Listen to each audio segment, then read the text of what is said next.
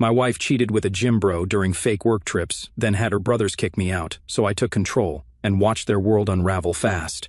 I, a 34-year-old male, was with Val, a 32-year-old female, for 5 years. We had this incredible 5-bedroom house in one of those gated communities with the fancy entrance and all that. You know the type. Pool in the backyard, granite, everything. That neighborhood where people flex their Range Rovers. We bought it about 3 years ago. I'm a sales manager at a car dealership, not just some random dude pushing Hyundais. I run the entire sales team, 25 people under me, making decent money.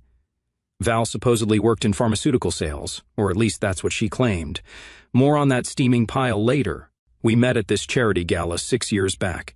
I was there representing my dealership. My boss made me go, but there were free drinks. She was this absolute knockout who seemed to know literally everyone in the room. The kind of woman that makes you wonder how she's single and talking to you.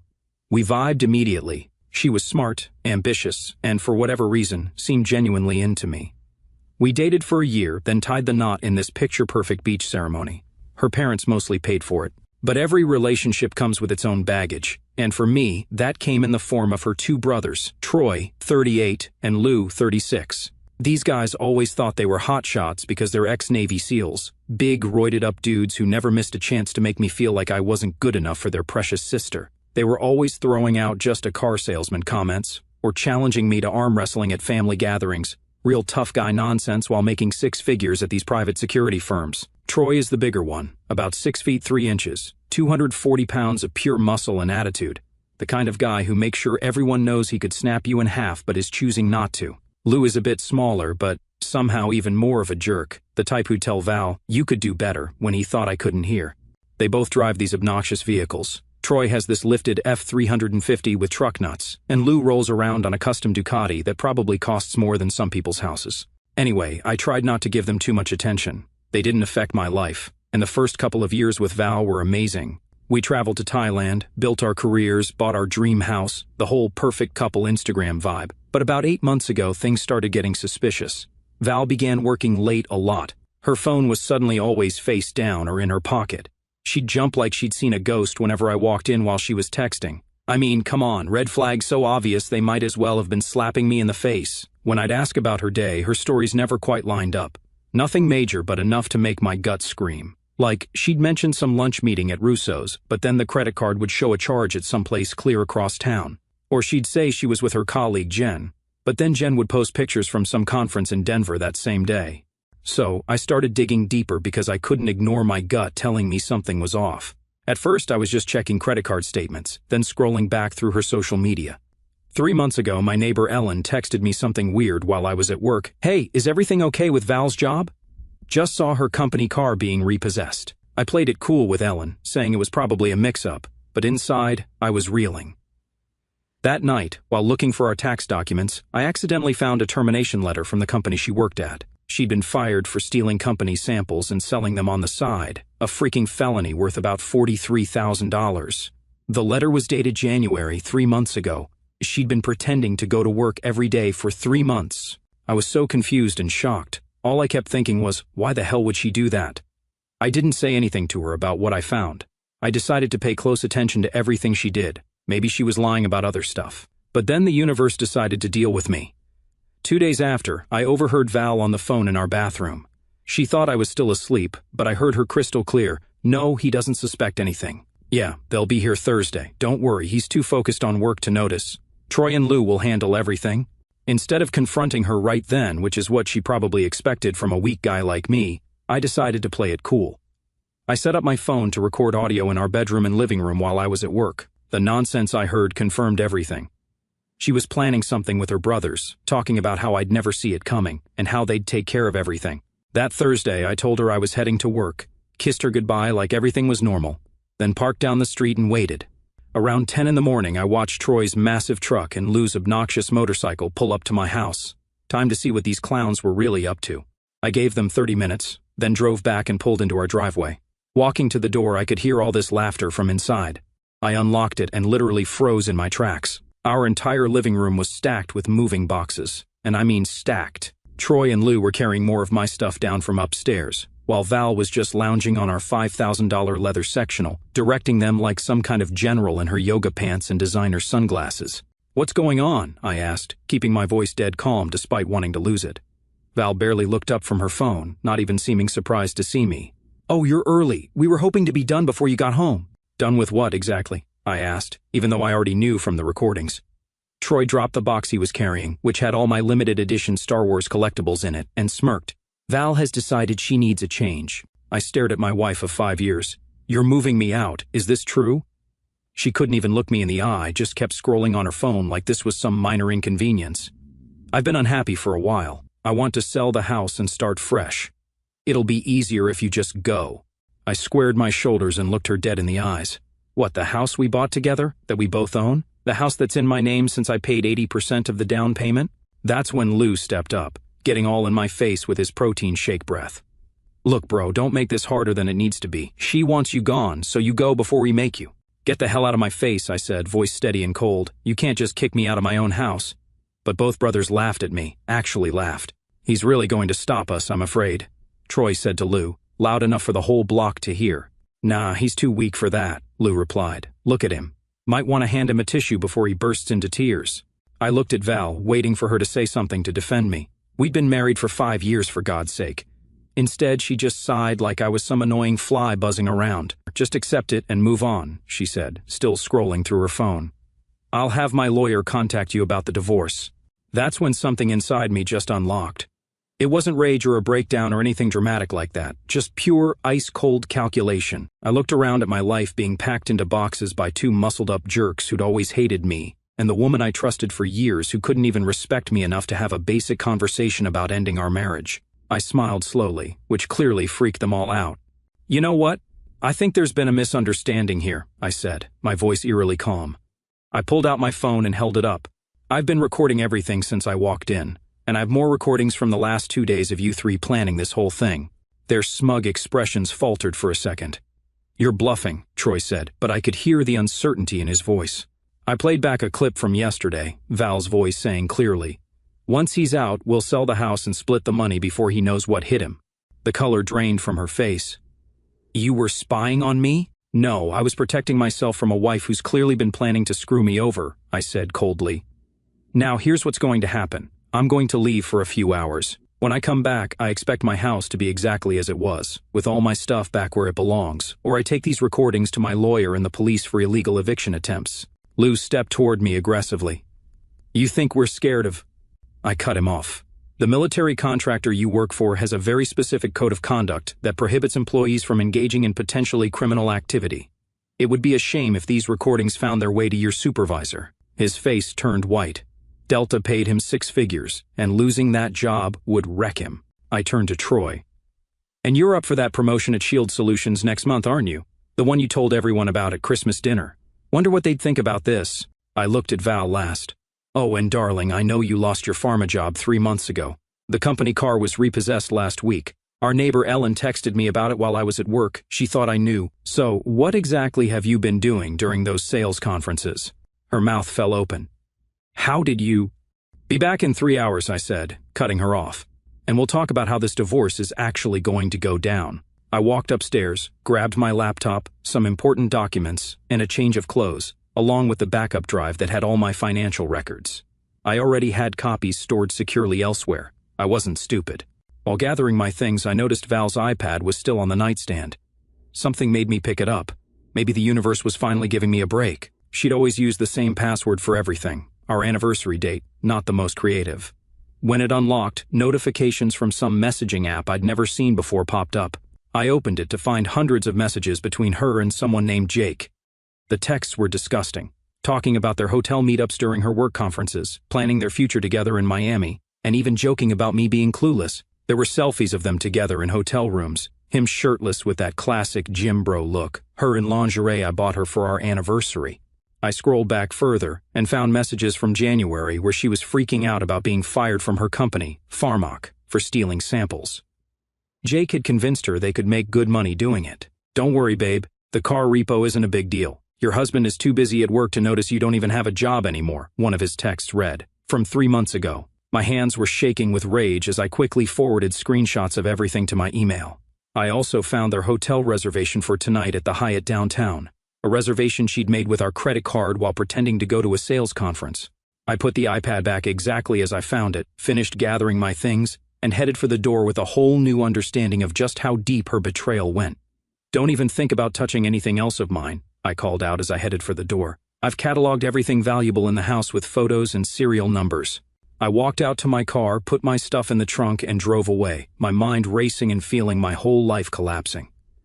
Everything I built, I lost that day. I tried to hold myself together. At the end of the day, you have to deal with life, no matter what. As I pulled out of the driveway, I could see them frantically arguing through the window of my house. I checked into a hotel downtown, sat on the king bed, and made one call, just one, to a dude named Mark. He's my mentor and the owner of our dealership chain, the same Mark who'd been helping me set up a special investment fund for the past year. The same Mark who owned a real estate development company on the side and had said, "That neighborhood of yours is prime for luxury development. If you ever spot an opportunity there, I'll pay 30% above market value cash." The call lasted 12 minutes. That's it, just 12 minutes to completely destroy my soon-to-be ex's plans. I called my bank and froze our joint accounts, not closing them, as that could be seen as financial abandonment during divorce proceedings, but freezing them pending a suspicious activity investigation. I transferred half of our savings to my personal account that she didn't have access to, completely legal as long as I disclosed it during divorce proceedings, which I planned to. Then I called American Express and reported my card as compromised, requesting new cards for my accounts only, removing her as an authorized user due to suspicious charges I didn't authorize. They overnight shipped new cards to the hotel. When I was done, I sat there in silence in that hotel, still feeling enraged about the texts I saw between her and that random dude Jake. I couldn't let it go. I knew where she was planning to be, the Hyatt downtown. I grabbed my keys, drove over, and parked across the street like a man with unfinished business. Sure enough, just before 9 in the evening, she pulled up in her usual yoga pants disguise, this time with Jake sliding out of the passenger seat like he owned her in the car. They walked into the hotel lobby all cozy, laughing like teenagers. I took photos from my car window, clear, incriminating, time-stamped. One had her kissing his cheek, another showed her handing over the room key card, and the final one was them entering the elevator together. Game, set, match. 4 hours later, I drove back to the house. When I pulled up, I noticed Troy's truck was gone, but Lou's bike was still there. I walked in to find Val frantically cleaning and Lou moving boxes back upstairs. The look on their faces was priceless. "You're back early," Val said, suddenly trying to sound sweet. She'd changed into one of my favorite dresses of hers. Hair done, makeup fresh. "Where's all my stuff?" I asked coldly. "We're putting everything back, just like you asked," she said, walking toward me with her arms out for a hug. I stepped back.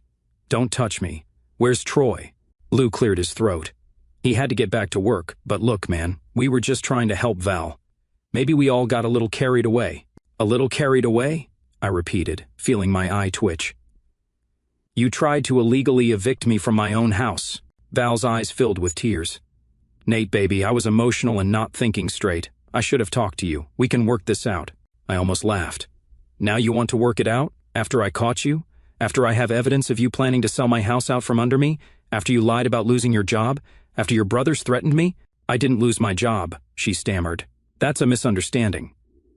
Ellen saw the company car being repossessed. Val, she has a photo of it on her phone. Want me to call her over here right now?" Lou tried to step in. "Look, maybe we should all take a day to cool off." "You should leave," I said, not even looking at him. "She's my sister, man.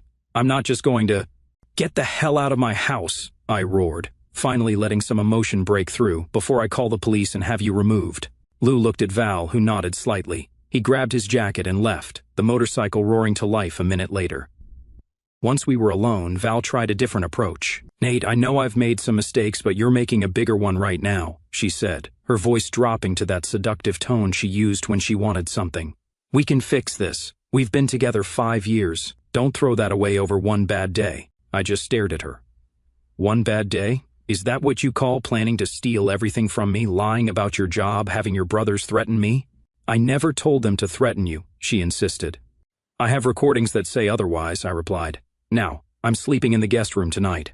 Tomorrow morning, we're going to discuss divorce terms. I suggest you call a lawyer." Her face hardened. "You're making a huge mistake. You think you're so smart with your recordings and your threats. You're nothing without me. You'll be begging me to come back within a month." I smiled, thinking about my call with Mark. "We'll see." When I went upstairs to the guest room, I found it had been completely emptied.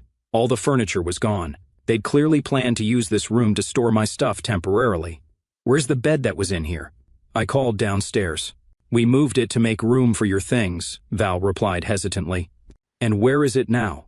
Silence. I walked back downstairs to find her texting rapidly on her phone. Telling your brothers to come back? I asked. She jumped. No, I was just checking something. Where's the guest bed, Val? She couldn't meet my eyes. Troy took it to his place. He needed a new one, and I told him he could have it. I nodded slowly. So, you were giving away my furniture before I was even out of the house. It's our furniture, she snapped. Not anymore, I said, walking to the living room and grabbing my car keys again.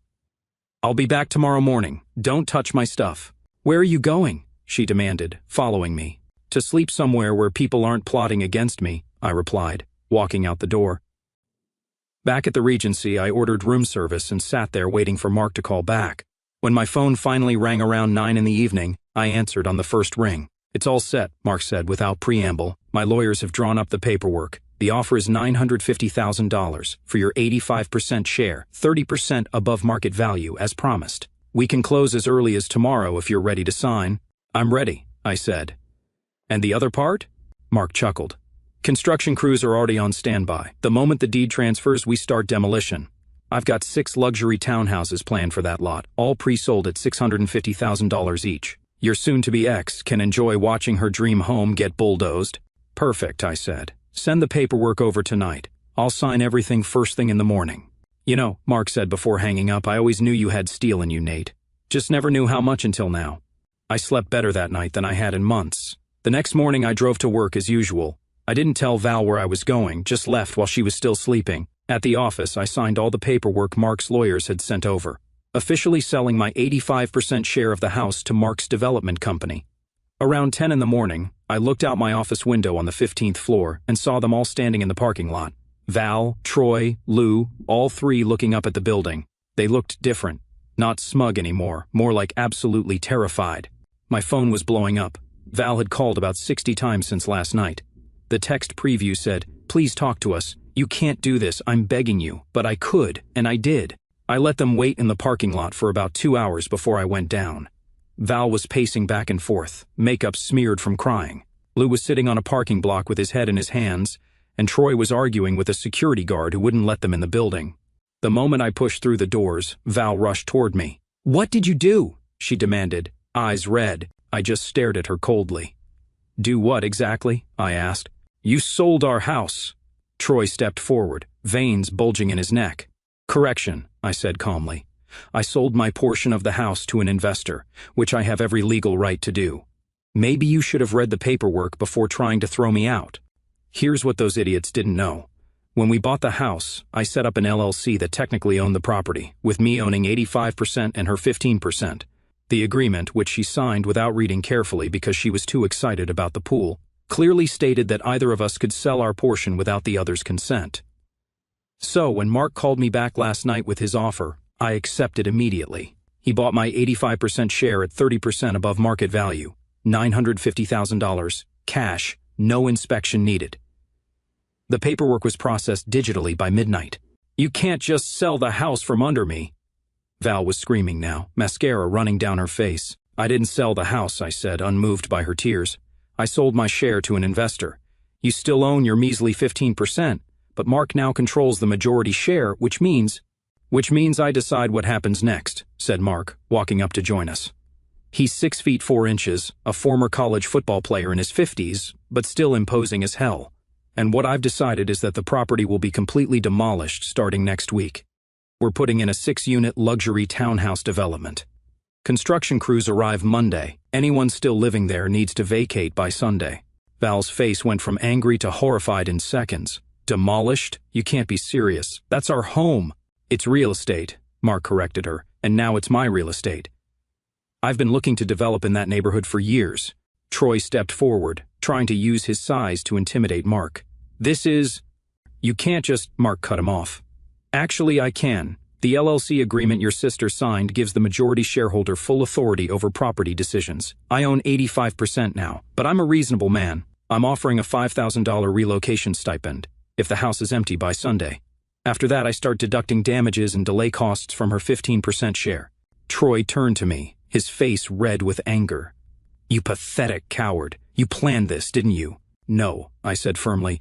You three planned this. I just changed the ending. Lou tried to grab my arm. We need to talk about this like men. I yanked my arm away. Don't touch me, ever. And we're done talking. Val tried a different approach, her voice suddenly soft and pleading.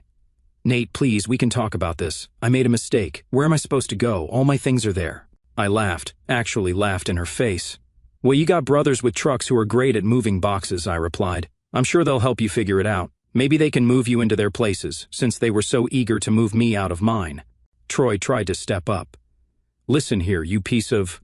I cut him off. No, you listen, touch me, and you're going to jail for assault. This is all being recorded, and there are witnesses. Try me. He backed down immediately. These tough guys always do when they realize they can't use their muscles to solve the problem. I turned and walked back inside. Through the glass, I watched them argue with Mark for a while before security finally escorted them off the property. The cherry on top, Mark's security guy was even bigger than Troy, and the look on that jerk's face when he had to back down was priceless. Back in my office, I leaned back in my chair and breathed deeply. Phase 1 complete. Time for Phase 2.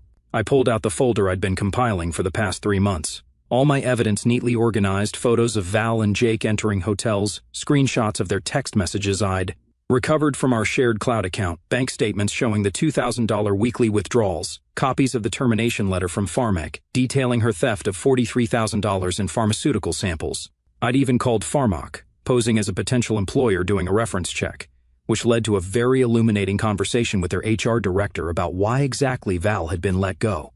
Turns out they were still building a criminal case against her.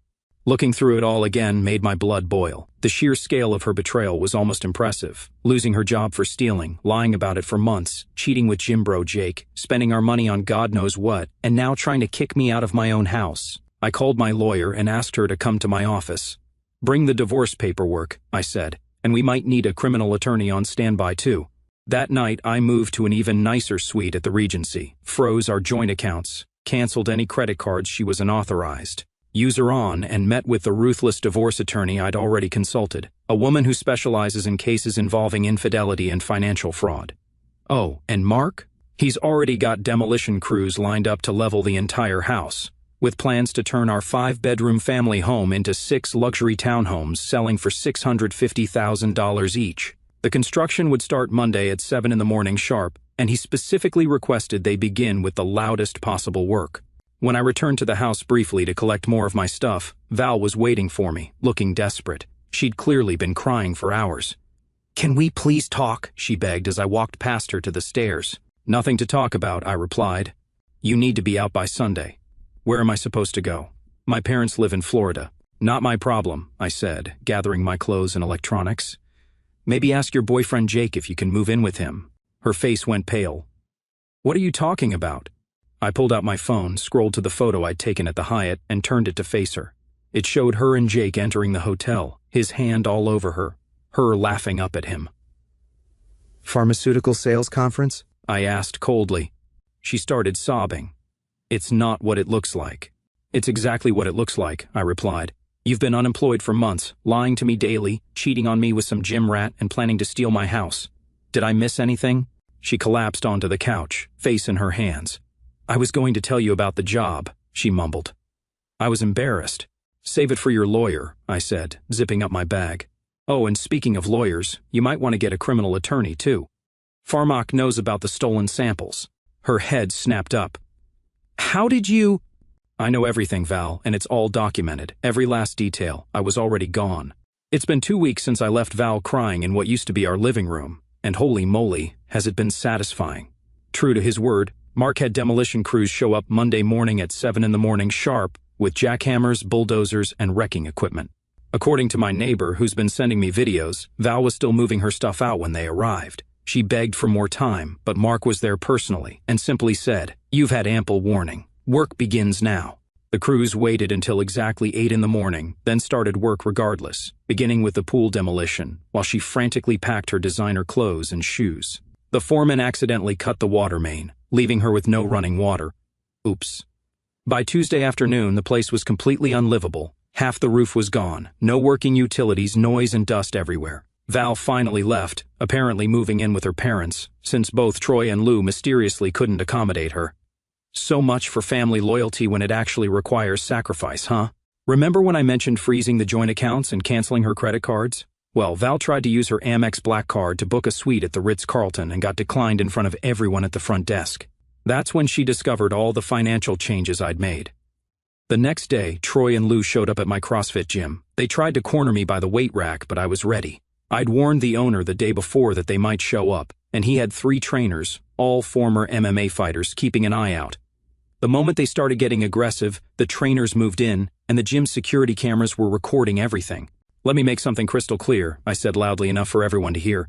"Your sister committed fraud and theft during our marriage. She was fired from her job for stealing drugs, which is a felony. She cheated on me for months, then she and you two attempted to illegally evict me from my own house. You threatened me and tried to intimidate me.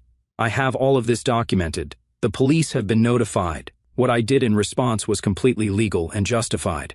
When Troy tried to grab my shirt, one of the trainers immediately stepped between us. "Touch him, and you're going to jail," the trainer said. "We've got cameras everywhere and witnesses." Lou, trying to salvage their rep, muttered something about handling this another way. I just laughed. "Go ahead, try something else. Your sister's already staring down possible criminal charges. Want to keep her company? And I'm sure your employer would be thrilled to hear how you're out here threatening people and trying to pull off illegal evictions." They weren't used to being challenged, especially not by someone they'd always dismissed as a car salesman. Their faces showed pure shock at this version of me, the one who wasn't intimidated, who pushed back harder than they came at me. "This isn't over," Troy said as they finally backed away. "Actually it is," I called after them. "It was over the moment you underestimated me. Now get the hell out before I call the cops." After they left, several gym members came over to high-five me. One guy, a corporate lawyer, handed me his card. "If you need additional legal counsel, call me." That was badass. My lawyer tells me the divorce will be heavily in my favor, given the evidence we have. Val's lawyer quit after seeing the mountain of evidence we presented. Turns out her lawyer was actually just her cousin who had gone to law school but failed the bar exam twice. She's now struggling to find anyone willing to represent her, given the financial fraud and potential criminal charges. As for me, I found a stunning penthouse apartment in the most secure building in the city. I'm hitting the gym 6 days a week and focusing on rebuilding. I've never felt more clear-headed or determined. The most unexpected development has been at work. Mark was so impressed with how I handled everything that he's offered me a position as Vice President of Strategic Investments at his firm. A massive promotion with a 7-figure salary and equity. So, yeah, 3 months have passed since my world exploded and reformed into something better. The divorce proceedings are moving along swiftly, with court dates set for next month. My lawyer says it's one of the most lopsided cases she's ever seen in terms of evidence. The demolition of the house was completed in just 10 days. Mark's crews worked overtime to clear the lot, and construction on the new townhomes is already well underway. The foundation is poured, framing has begun, and pre-sales are through the roof. I drive by occasionally just to see the progress and, yes, to savor the victory a little. Val's life has continued its spectacular downward spiral.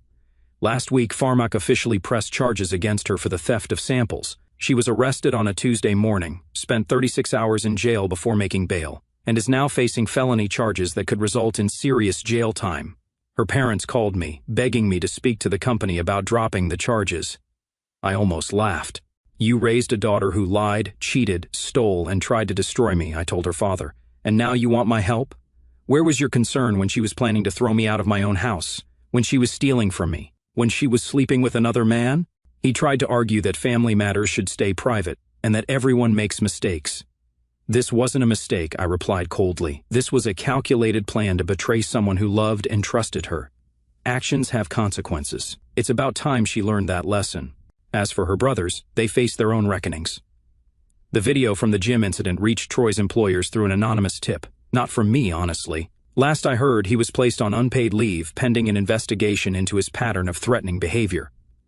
Lou's been laying low, but according to mutual friends, he's been passed over for a promotion he was banking on. Sometimes I think about how different things might have been if I hadn't noticed those inconsistencies in her stories. If Ellen hadn't texted me about the car, if I hadn't found that termination letter or checked our bank statements, I would have been completely blindsided when they tried to kick me out.